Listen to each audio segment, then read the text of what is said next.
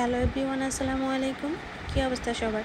আজকে আমি আপনাদেরকে চিংড়ি মাছ দিয়ে মিষ্টি কুমড়া রান্না করে দেখাবো। এর জন্য প্রথমেই আমি কড়াইয়ে তেল গরম করে নিয়েছি। দেন এর মধ্যে পেঁয়াজ কুচি এবং কাঁচামরিচ দিয়ে দিয়েছি। দেন এখানে আমি চিংড়ি মাছগুলো দিয়ে দিয়েছি।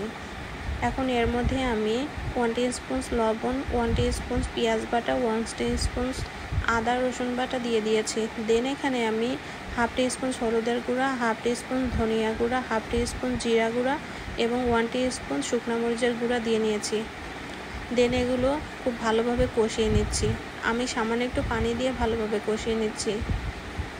এখন চিংড়ি মাছটা ভালোভাবে কষানো হয়ে গিয়েছে। এখন এর মধ্যে আমি মিষ্টি কুমড়াগুলো দিয়ে নিচ্ছি।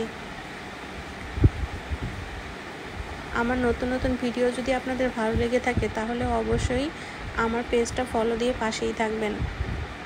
এখন আমি ঢেকে দিয়ে 10 মিনিটের মতো কষিয়ে নিয়েছি। এর মধ্যে পানি উঠেছে। পানি ওঠার কারণে এমনিতেই তরকারিটা কষানো হয়ে গিয়েছে। আমি এখানে বেশি পানি অ্যাড করব না। আমি এখানেও হালকা একটু পানি অ্যাড করে নিয়েছি। দেন 5-7 মিনিটের মতো রান্না করে নিলেই তরকারিটা হয়ে যাবে। যেহেতু সেদ্ধ হয়ে গিয়েছিল এর জন্য আমি ঢাকনাটা উঠিয়ে রেখেছিলাম। এখন আমার তরকারিটা অলমোস্ট হয়ে এসেছে। এর মধ্যে আমি এখন 1 টিস্পুন ভাজা জিরা গুঁড়া দিয়ে দিয়েছি। আমার তরকারিটা হয়ে গিয়েছে। ভিডিওটা ভালো লাগলে পাশেই থাকবেন। Thanks for watching.